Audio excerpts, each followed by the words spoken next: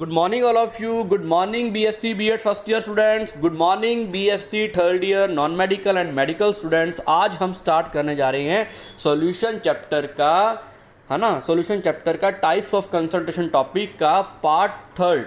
हम types of concentration topic कर रहे हैं जो काफ़ी बड़ा टॉपिक है आपके सिलेबस के पॉइंट ऑफ व्यू से और मोस्ट इंपॉर्टेंट टॉपिक है। इसको आपने कवर करना है। बच्चों हमने क्या पढ़ा था इसके बारे में, कंसंट्रेशन के बारे में क्या पढ़ा था। सांद्रता जो होती है वो दो चीज़ों पर निर्भर करती है, एक तो टेम्परेचर डिपेंडेंट, एक टेम्परेचर इंडिपेंडेंट।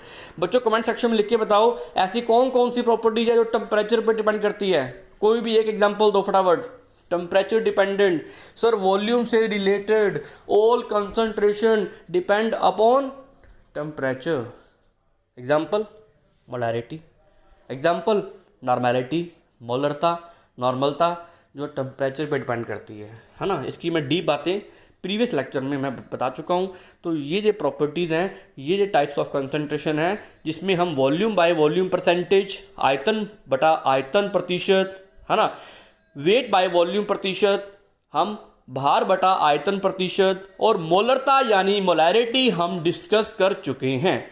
आगे हम नया टॉपिक शुरू करने जा रहे हैं, नॉर्मेलिटी यानी नॉर्मलता। व्हाट इज नॉर्मलता, व्हाट इज नॉर्मेलिटी, ये टॉपिक हम कवर कर चुके हैं बच्चों, है ना। कंसंट्रेशन भी कवर कर चुके हैं, सांद्रता भी कवर कर चुके हैं। आगे हम कवर करने जा रहे हैं मोलैरिटी के बारे में। व्हाट इज मोलैरिटी, मोलरता क्या होती है, ये भी हम कवर कर चुके हैं। मोलैरिटी का मतलब क्या होता है, molarity of given solution defined as the total number of moles, total number of moles, है ना, solute per litre of solution.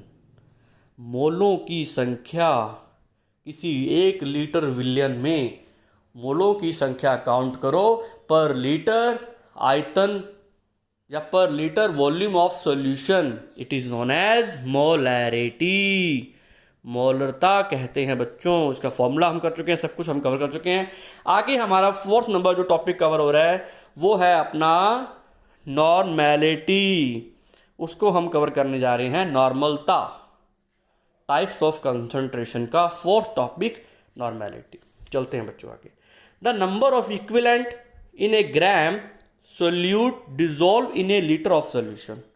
बच्चों कुछ नहीं किया, नॉर्म जो अपने मोलरता की जो डेफिनेशन पढ़ी थी, अपने मोलरता की जो परिभाषा पढ़ी थी, उसमें नंबर ऑफ मोल्स था, number of moles of solute per litre of solution, number of moles of solute per litre of solution, यानी मोलों, विलय के मोलों की संख्या विलियन के एक लीटर में उपस्थित, है ना, उसको बोलते हैं अपने मोलरता या मोलैरिटी बोलते हैं। लेकिन यहाँ सिर्फ इक्विवेलेंट की बात कर रहे हैं, यहाँ सिर्फ मोल को हटा दिया और इक्विवेलेंट वर्ड लेकर के आगे, जिसको ग्राम इक्विवेलेंट भी बोलते हैं, इक्विवेलेंट भी बोलते हैं, हिंदी में ग्राम तुल्यांक भी बोलते हैं। ग्राम तुल्यांक, विलय के ग्राम तुल्यांकों की संख्या एक लीटर विलियन में, एक लीटर विलियन में उपस्थित विलय के ग्राम तुल्यांकों की संख्या, एक लीटर विलियन में विलय के तुल्यांकों की संख्या, है ना। Gram equivalent of solute present या dissolve in per litre volume of solution, it is known as normality. उसको हम नॉर्मलता कहते हैं। यहाँ डेफिनेशन लिखी हुई है, it is represented by N. इसको हम एन से रिप्रेजेंट करते हैं। समझाइए बच्चों बात। अगर बात करें, हम इसकी बात करें, the number of equivalent in A gram of solute dissolve in A litre of solution is called the normality of solution. एक लीटर विलियन में घुली हुई विलय के ग्राम में तुल्यांक की संख्या या ग्राम तुल्यांक की संख्या या तुल्यांकों की संख्या। सर ये तुल्यांक क्या होते हैं, इक्विवेलेंट क्या होते हैं, इसके बारे में बाद में पढ़ेंगे, अभी पहले हम डेफिनेशन जानते हैं। तुल्यांकों की संख्या को इस विलियन की नॉर्मलता कहते हैं और इसको कैपिटल एन से रिप्रेजेंट करते हैं। It is represented by capital N. Okay, this is normality. ये डेफिनेशन आपको एग्जाम में लिख करके आनी है। अगर इसको सिंपल वे में बोलूं मैं, तो number of equivalent of solute per litre volume of solution, ये सिंपल डेफिनेशन है। विलियन के प्रति लीटर आयतन विलय के ग्राम तुल्यांकों की संख्या ही विलियन की नॉर्मलता कहलाती है ना। विलियन के एक लीटर विलियन, आपने क्या लिया, एक लीटर विलियन ले लिया, एक लीटर सॉल्यूशन ले लिया, उसके अंदर आपने उसके अंदर आपने क्या मिला दिया, सोल्यूट के पार्टिकल मिला दिए। कितने मिला दिए, तुल्यांक मिला दिए। हमें नहीं पता कितने तुल्यांक है, वो हमने तुल्यांक बना दिए।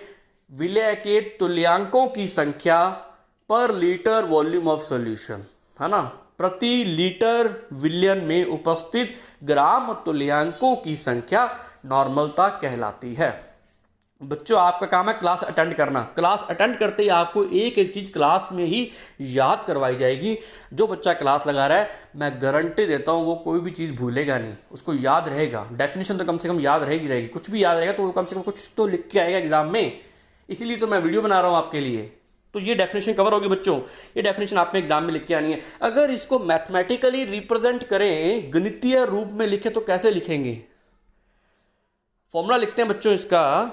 अगर इसका फॉर्मूला लिखें तो नॉर्मेलिटी, मैंने बताया आपको, number of equivalent of solute per litre volume of solution in litre, volume of solution in litre, है ना। ग्राम, तुम हिंदी में लिख लो, विलय के ग्राम तुल्यांकों की संख्या बटा में विलयन का आयतन लीटर में। एन का मतलब नॉर्मलता, नॉर्मेलिटी। तो क्या फॉर्मूला निकल के आया, normality is equal to number of equivalent of solute upon volume of solution in litre.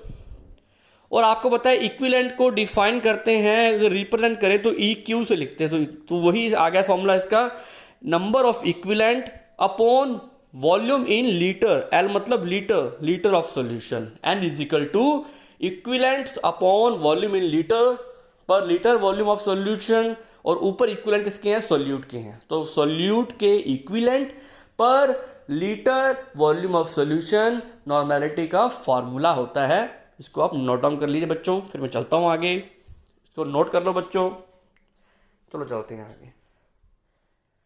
हमने फॉर्मूला किया number of equivalent of solute upon volume of solution per litre, है ना, लीटर में, per litre volume of solution में present gram equivalent of solute, it is known as normality. ये बात पड़ी।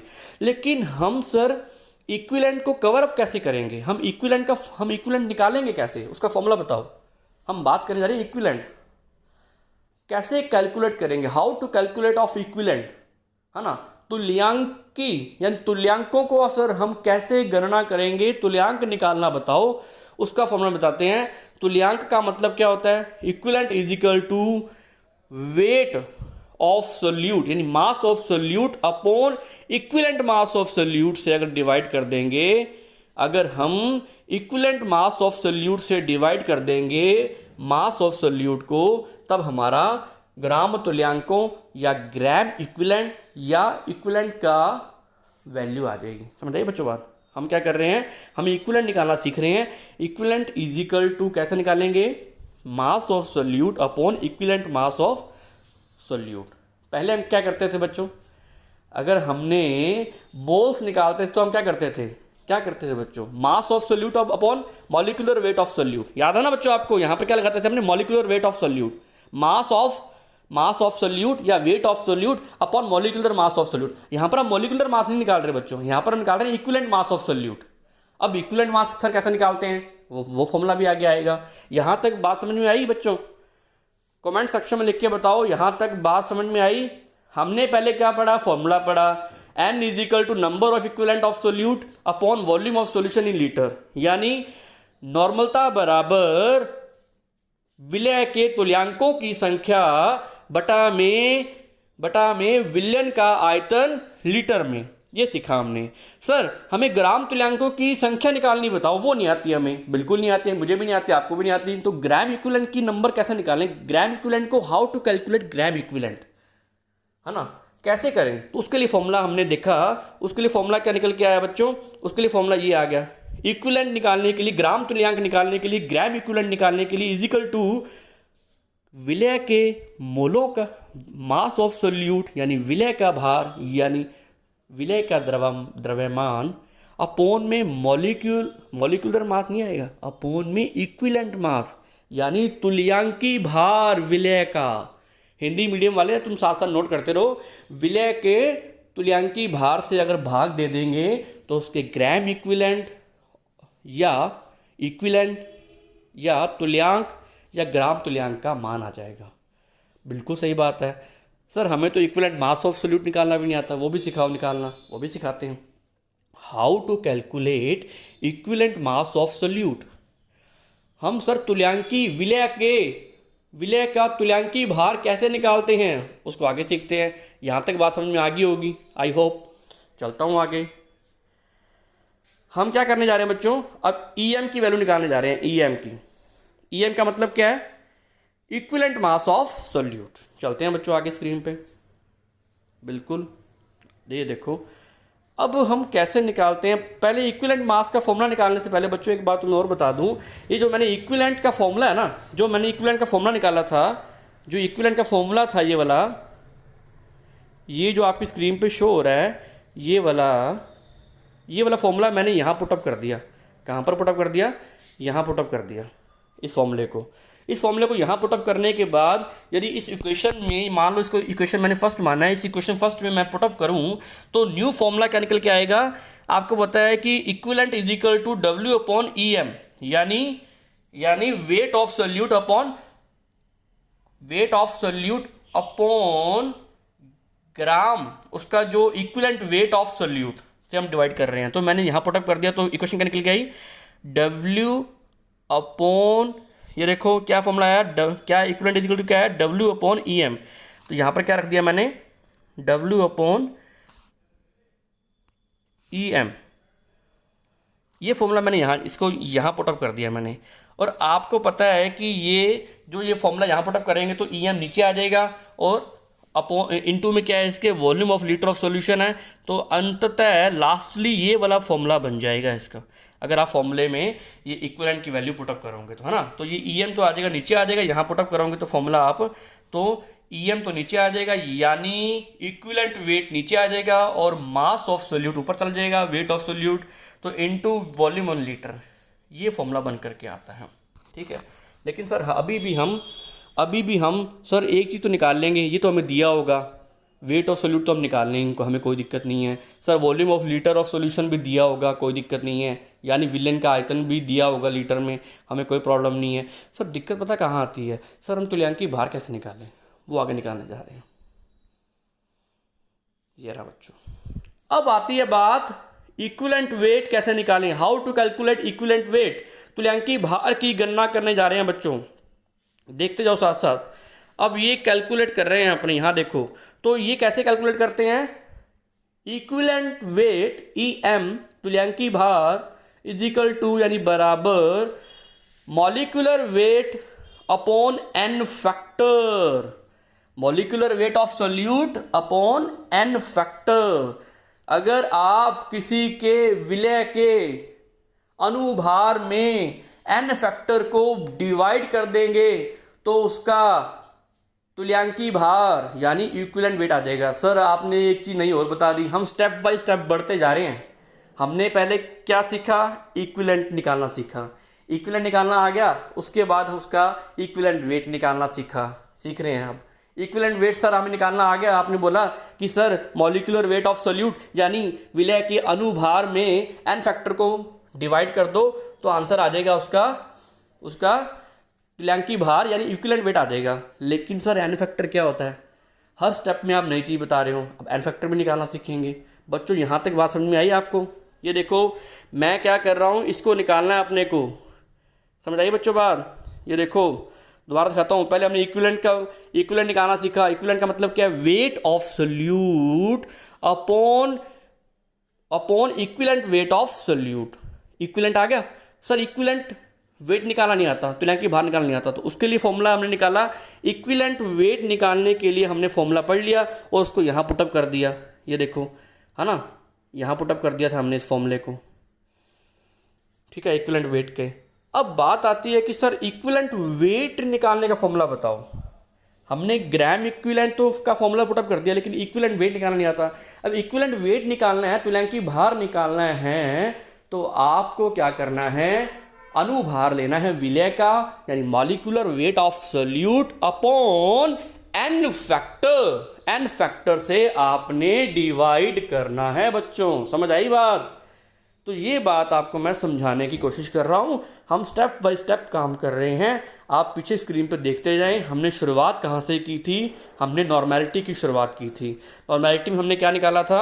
Number of equivalent of solute upon volume of litre, volume of solution in litre, है ना, विलियन का आयतन इन लीटर। तो अब दिक्कत आई सर कि हम नंबर ऑफ इक्विवेलेंट कैसे निकालें, ग्राम इक्विवेलेंट कैसे निकालें? उसके लिए मैंने फॉर्मूला बताया आगे जा करके कि इक्विवेलेंट का फॉर्मूला निकालना है तो वेट ऑफ सोल्यूट यानी मास ऑफ सोल्यूट यानी विलय का द्रव्यमान अपॉन में उसका क्या लिखेंगे? इक्विवेलेंट मास निकालेंगे, equivalent mass of solute. Sir equivalent mass निकालना नहीं आता, तुल्यांकी भार निकालना नहीं आता, वो कैसे निकालें? तो उसके लिए फॉर्मूला आगे गए हम, फिर आगे स्टेप बाय स्टेप आगे गए तो हमने इक्विवेलेंट मास का फॉर्मूला भी कवर अप कर लिया, और इक्विवेलेंट मास का जो फॉर्मूला था उसको हमने फॉर्मूले में क्या कर दिया? पुटअप कर दिया इस तरीके से। ये देखो यहाँ पर पुटअप कर दिया, ये फॉर्मूला निकाला था हमने, है ना, इसको हमने क्या कर दिया? पुटअप कर दिया। चलते हैं आगे बच्चों, आगे चलते हैं। फिर इक्विवेलेंट मास निकालते टाइम हमने क्या देखा? Equivalent mass, how to calculate equivalent mass, यानी तुल्यांकी भार कैसे निकालें?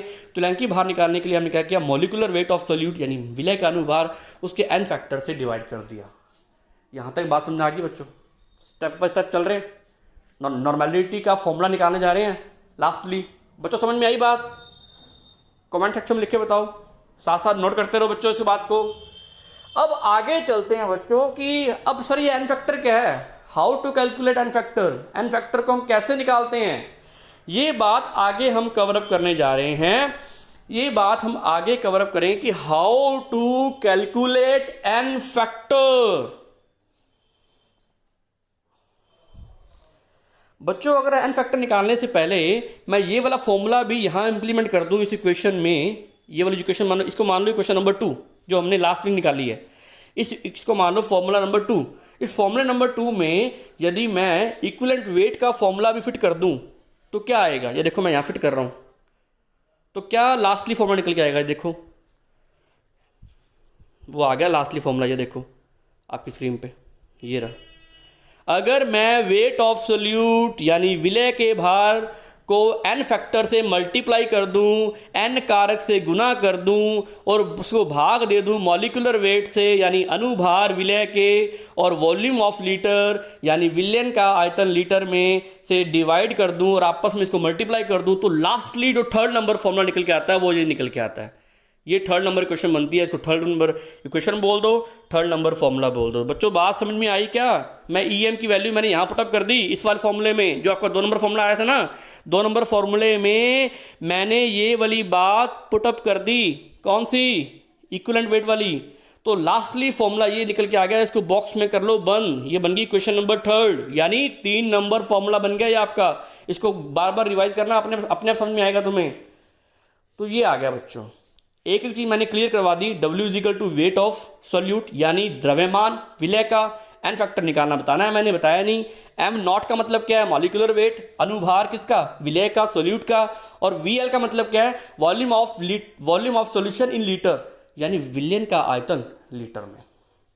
समझ आए बच्चों बात? चलते हैं आगे। ये हमने लास्टली फॉर्मूला निकाल लिया। सर आपने एक चीज निकालनी नहीं बताई, n फैक्टर कैसे निकालें? How to calculate n factor, उसके बारे में बात करने जा रहे हैं बच्चों आगे।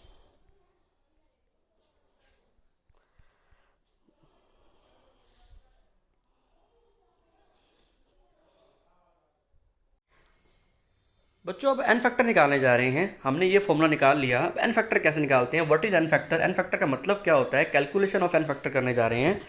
अब देखो n फैक्टर का मतलब क्या होता है। इन केस ऑफ एसिड, सबसे पहले हम बात कर रहे हैं एसिड की केस में। n फैक्टर का मतलब क्या है?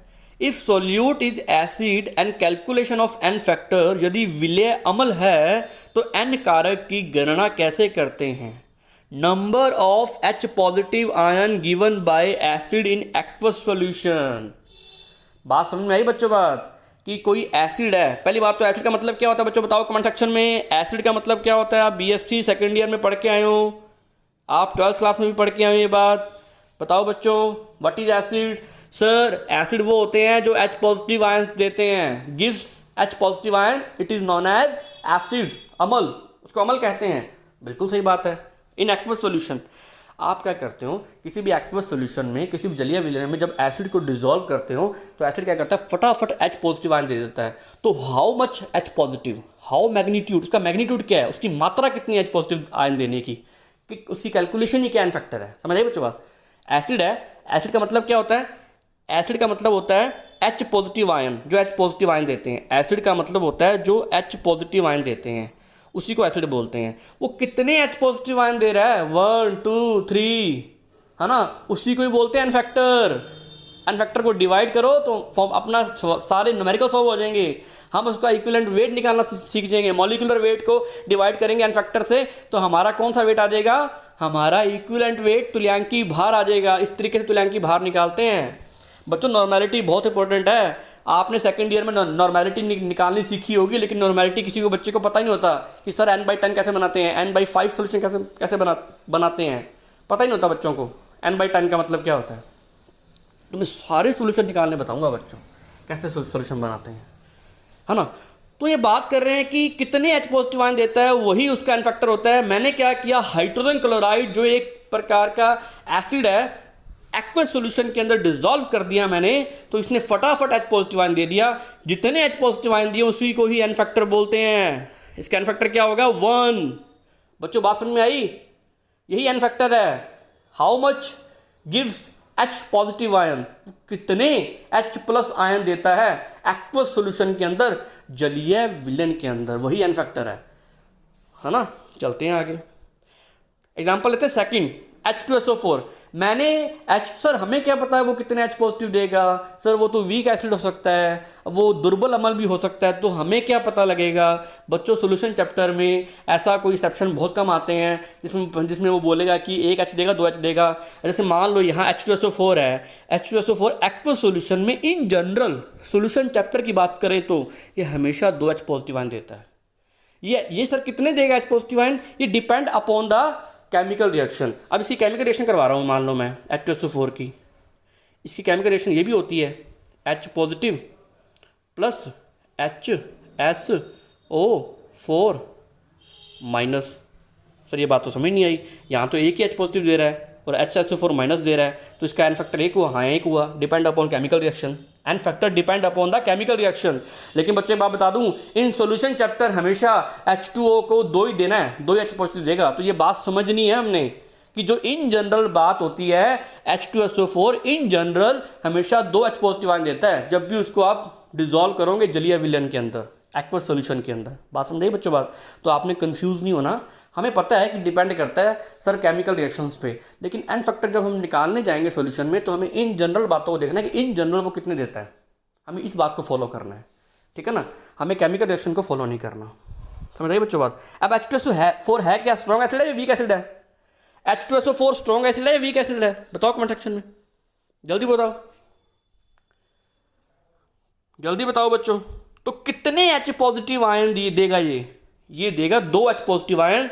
तो 2 H पॉजिटिव आयन देने के कारण इसका जो एन फैक्टर होगा वो क्या होगा बच्चों, 2 होगा, is equal to 2, N factor 2। Divide कर दो, अब इसका इक्विवेलेंट वेट निकालना है, डिवाइड करो, निकालो इसका इक्विवेलेंट वेट, फटाफट निकालो इक्विवेलेंट वेट। इक्विवेलेंट वेट निकालो H2SO4 का, कमेंट सेक्शन में लिख के बताओ फटाफट, how calculate equivalent weight of H2SO4, जल्दी निकाल के बताओ। सर फॉर्मूला रखो, तुल्यांकी भार बताओ निकाल के, सर फॉर्मूला बताओ, फॉर्मूला बताता हूँ अभी।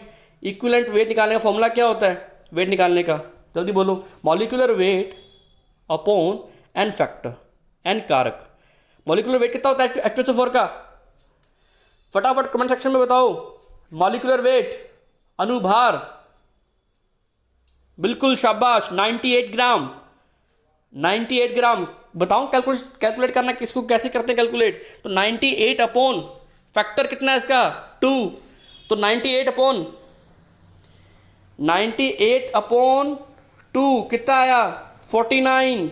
49 क्या है उसका इक्विवेलेंट मास, तुल्यांकी भार आ गया बच्चों निकालना आपको। इस तरीके से निकालते हैं, बिल्कुल इजी वे में। न्यूमेरिकल करेंगे तब और इजी लगेगा आपको। समझ आइए बच्चों बात, ये तरीका होता है। और एग्जाम्पल लेते हैं अभी, CH3COOH, ये भी एसिड है एक प्रकार का।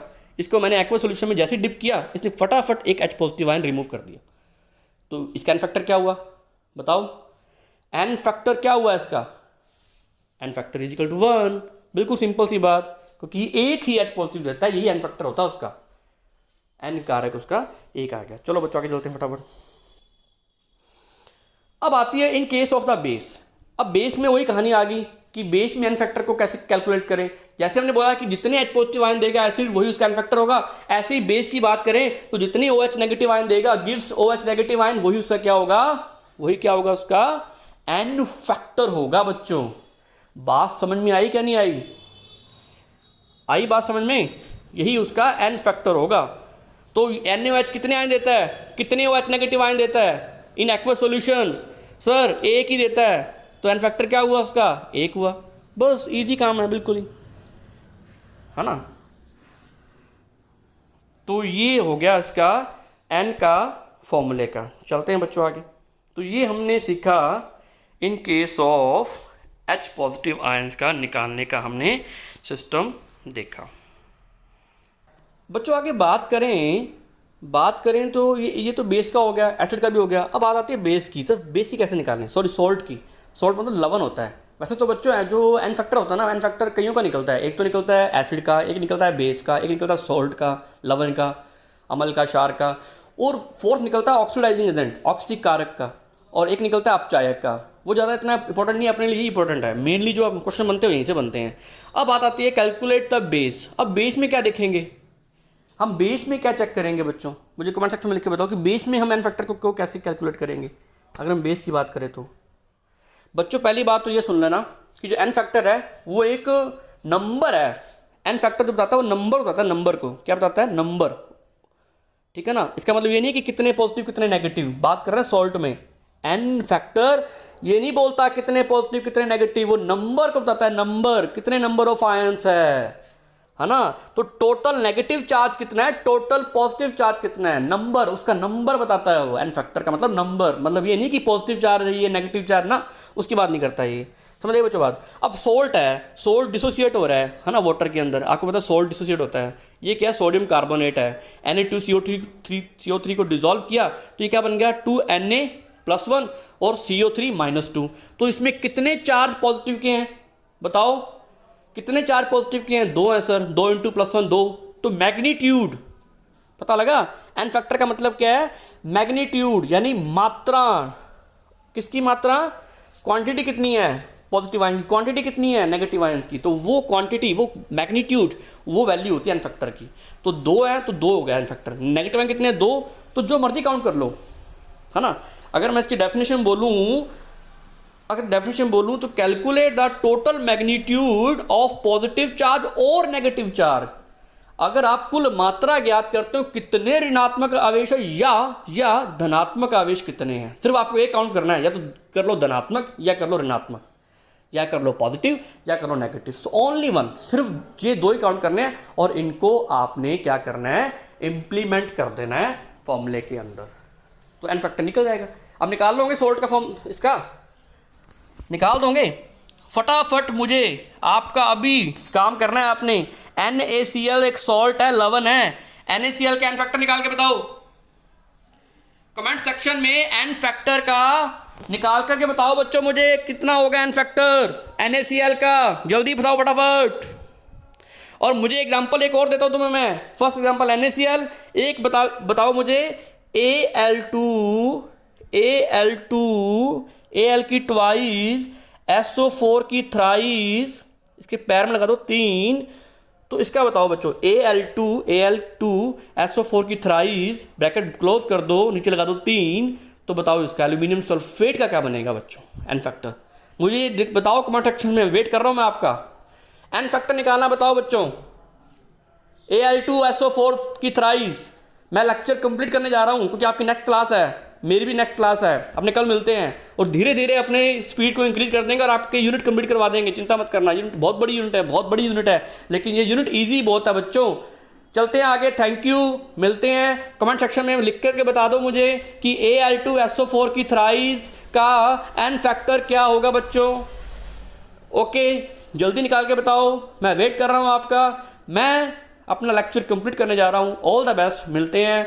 कोई प्रॉब्लम आए मुझसे शेयर कीजिए। थैंक यू बच्चों, thank you, all the best, bye बच्चों। ओके।